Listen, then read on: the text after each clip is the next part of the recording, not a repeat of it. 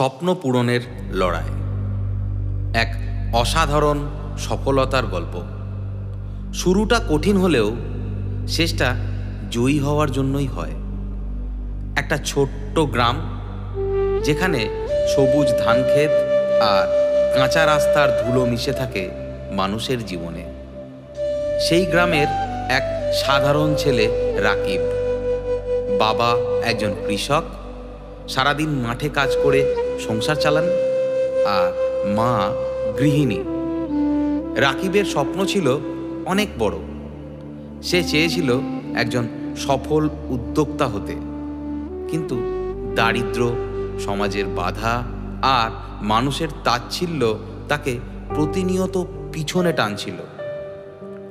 রাকিব পড়াশোনায় ভালো ছিল, কিন্তু একদিন যখন সে কলেজের ভর্তি ফি দিতে পারল না, তখন মনে হলো তার স্বপ্ন বুঝি শেষ।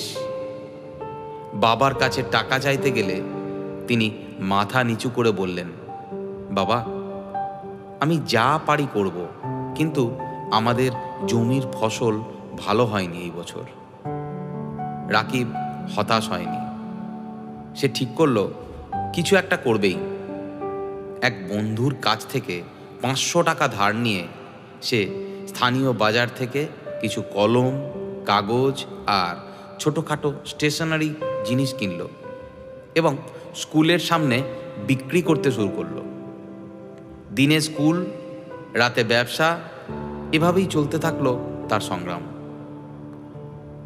ব্যবসা ধীরে ধীরে ভালো চলতে লাগলো, কিন্তু একদিন ঝড় বৃষ্টিতে তার সব জিনিসপত্র নষ্ট হয়ে গেল। চারদিকে যখন সবাই বলছিল, দেখেছিস, এসব করে লাভ নেই, তখন রাকিব নিজেকে বলল, আমি হার মানব না। সে নতুন করে শুরু করলো, এবার কিছু নতুন আইডিয়া নিয়ে। সে স্টেশনারির পাশাপাশি স্কুলের ছাত্রদের জন্য নোট ও সাজেশন বিক্রি শুরু করলো। তার উদ্যোগ এত জনপ্রিয় হলো যে ছাত্ররা তার কাছ থেকেই জিনিসপত্র কিনতে শুরু করে। ধীরে ধীরে তার ব্যবসা বড় হতে লাগলো। সে তার ছোট ব্যবসাকে একটি বইয়ের দোকানে রূপ দিল। এরপর অনলাইনে শিক্ষা সামগ্রী বিক্রি শুরু করলো। কয়েক বছরের মধ্যে সে নিজেই একটি স্টার্ট আপ খুলল, যেখানে দরিদ্র শিক্ষার্থীদের জন্য সস্তায় বই ও শিক্ষা উপকরণ দেওয়া হতো। আজ সে একজন সফল উদ্যোক্তা, যার কোম্পানির মূল্য কোটি টাকার ওপরে।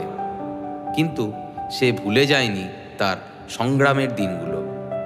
সে প্রতি বছর দরিদ্র ছাত্রদের বিনামূল্যে শিক্ষা উপকরণ দান করে এবং তাদের স্বপ্ন পূরণে সাহায্য করে। শিক্ষা, লড়াই কখনো বৃথা যায় না। রাকিবের গল্প আমাদের শেখায় কোনো স্বপ্নই অসম্ভব নয়, যদি আমরা ধৈর্য, পরিশ্রম আর আত্মবিশ্বাস নিয়ে এগিয়ে যাই। কঠিন সময় আসবে, ব্যর্থতাও আসবে, কিন্তু সেই ব্যর্থতা আমাদের আরও শক্তিশালী করে তুলবে। তাই থেমে থাকবেন না, স্বপ্ন দেখুন, লড়াই করুন, সাফল্য আসবেই।